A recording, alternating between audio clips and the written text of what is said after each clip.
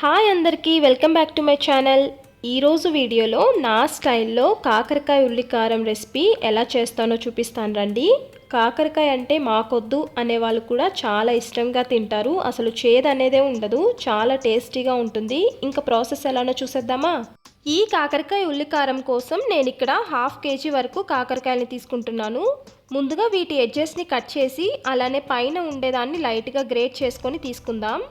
ఇలా గ్రేట్ చేసుకున్న తర్వాత వీటిని నీట్గా వాష్ చేసుకొని ముక్కలుగా కట్ చేసుకోవాలి. ఈ విధంగా 1 ఇంచ్ పొడవుతో రౌండ్గా కట్ చేసుకుందాం. ఇలా రౌండ్గా కట్ చేసిన తర్వాత ఈ లోపల ఉండే సీడ్స్ని రిమూవ్ చేసుకోవాలి. ఈ విధంగా అన్నిటినీ కట్ చేసుకొని సీడ్స్ రిమూవ్ చేసేసి పక్కన పెట్టుకుందాం. అలానే 2 మీడియం సైజ్ ఉల్లిపాయలను కూడా కట్ చేసి పెట్టుకోండి. ఇప్పుడు స్టవ్ ఆన్ చేసి ప్యాన్ పెట్టుకొని 1 టేబుల్ స్పూన్ పచ్చిశనగపప్పు, 1 టేబుల్ స్పూన్ మినపప్పు, 1 టేబుల్ స్పూన్ ధనియాలు, 1 టేబుల్ స్పూన్ పల్లీలు వేసుకొని మాడిపోకుండా లో ఫ్లేమ్లో కలుపుతూ డ్రై రోస్ట్ చేసుకోవాలి.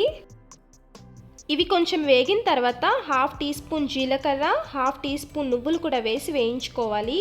ఈ నువ్వులు జీలకర్ర త్వరగా వేగిపోతాయి కాబట్టి ఇలా లాస్ట్లో వేసుకోండి. ఇప్పుడు బాగా ఎర్రగా వేగిపోయాయి కదా, వీటిని సెపరేట్గా తీసుకుందాం. ఇప్పుడు అదే ప్యాన్లో కొద్దిగా ఆయిల్ వేసుకొని వేడైన తర్వాత 4 నుంచి 5 ఎండుమిరపకాయలు వేసుకొని అవి వేగాక కట్ చేసి పెట్టుకున్న ఉల్లిపాయ ముక్కలు, పొట్టు తీసిన 6-7 వెల్లుల్లి రెబ్బలు, కొద్దిగా చింతపండు వేసుకొని వేయించుకోవాలి. ఇలా మీడియం ఫ్లేమ్లో 4-5 నిమిషాలు ఈ విధంగా వేగించిన తర్వాత వీటిని కూడా సెపరేట్గా తీసుకుందాం. ఇప్పుడు అదే ప్యాన్లో మళ్ళీ ఆయిల్ వేసుకోవాలి. కాకరకాయని వేయించుకోవాలి కాబట్టి కొద్దిగా ఆయిల్ ఎక్కువే పడుతుంది. నూనె కాగిన తర్వాత మనం కట్ చేసి పెట్టుకున్న కాకరకాయ ముక్కలన్నిటినీ ఇందులోకి వేసుకొని బాగా ఫ్రై చేసుకోవాలి. ఇలా ఫ్రై చేసుకోవడమే కొంచెం టైం పడుతుంది. ఈ రెసిపీకే కాదు, కాకరకాయతో ఏ రెసిపీ చేసినా కూడా వేయించుకోవడానికి టైం పడుతుంది. ఇలా కాకరకాయ బాగా వేగితేనే అందులో చేదు అనేది పోతుంది. ఒక 10 నుంచి 12 నిమిషాలు ఈ కలర్ వచ్చేంత వరకు వేయించుకొని ఇప్పుడు వీటిని కూడా పక్కకు తీసుకుందాం.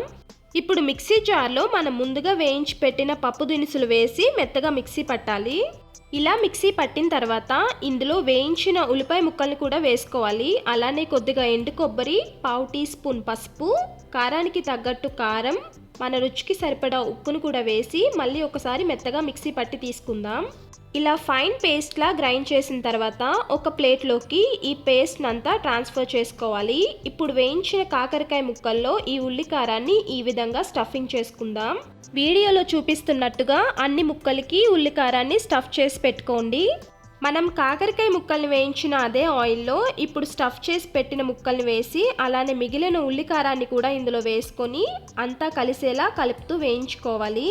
మీకు ఈ నూనె సరిపోకపోతే ఇంకొంచెం నూనె వేసుకోండి. ఇలా వేగేటప్పుడు నాన్ స్టిక్ ప్యాన్ కాకపోతే అడుగు పడుతూ ఉంటుంది కదా, అలా అడుగు పట్టకుండా జాగ్రత్తగా ముక్కలు విరిగిపోకుండా కలుపుతూ వేయించాలి.